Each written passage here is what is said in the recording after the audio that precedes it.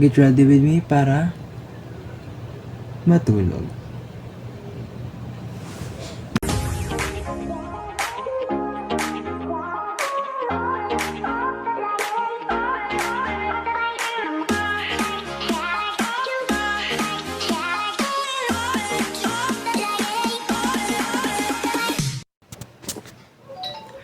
Set up ko lang ito and...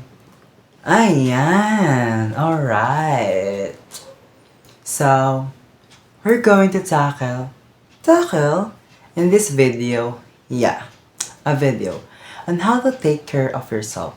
So yun na nga, hindi naman natin sinasabi na if we're going to take care of ourselves is umiikot lang siya about sa kung anong ginagawa mong routine. Like, shower, eating, routine makeup, or even skincare.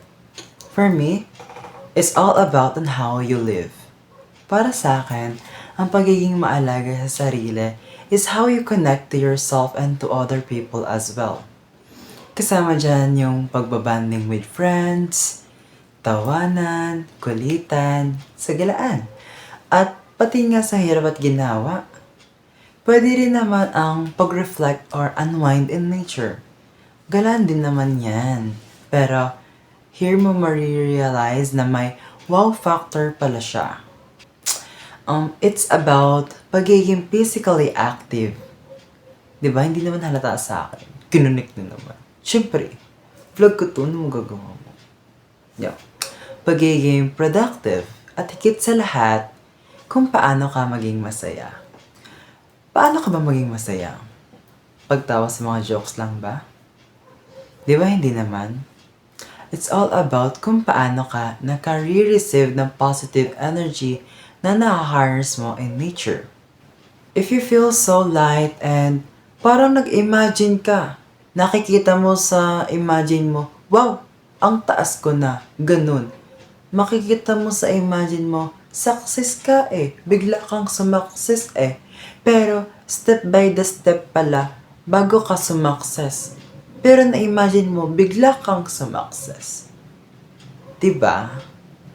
By that, isa rin sa mga factor kung paano mo pangalagaan ang sarili is by imagining positive vibes and mag-focus ka sa goal mo para go on, play me breathless.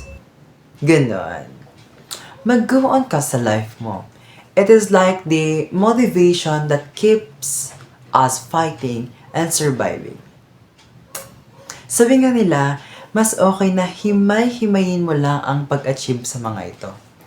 Kahit na malayo pa, ay malayo ka na. Dahil ang buhay ay hindi karera.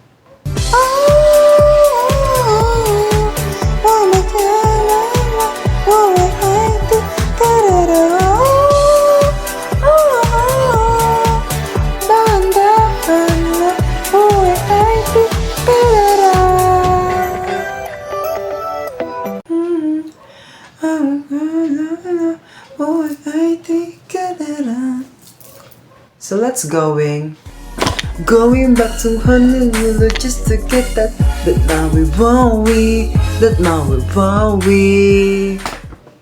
Ayan, alright. Para mapangalagaan mo totally si self, dapat pangalagaan mo rin yung mental health mo. Malamang sa malamang.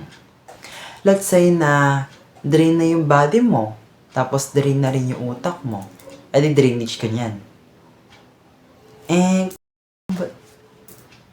Ang baduy. I mean, if drained na both aspect mo sa life, edi mas lalo ka mapapagod, di ba? Mapapagod na magpatuloy. It's all about the balance in life. Kung paano mo siya titimbangin. Like, the balance, girl.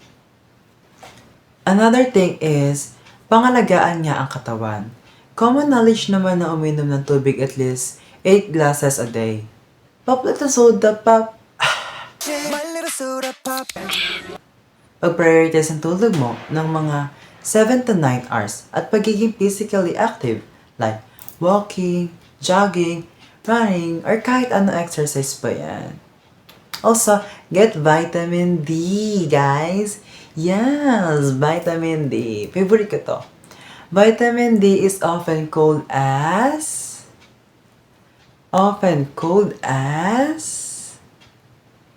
yeah, sunshine vitamins, of course. Great job! Over naman sa Killer Smile. Pero you know what? As a college student, kahit nung senior high pa ako, malimit na lang ma-reach ang 7 to 9 hours sleep a day. Pero lately, na-realize ko na mas masarap pala ang mag-me time muna bago ang mga gawain. Based on my experience guys ha, mas lalo ka lang mahihirapan kapag hindi mo ginawa yung mga activities mo at inuna mo ang pag-me time.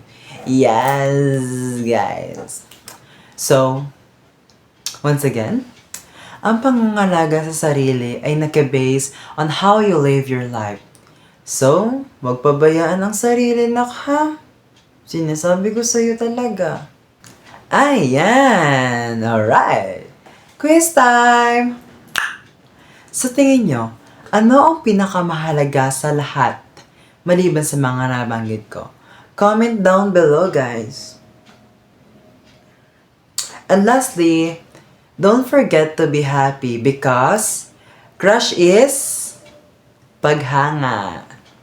Yun lang. Bye!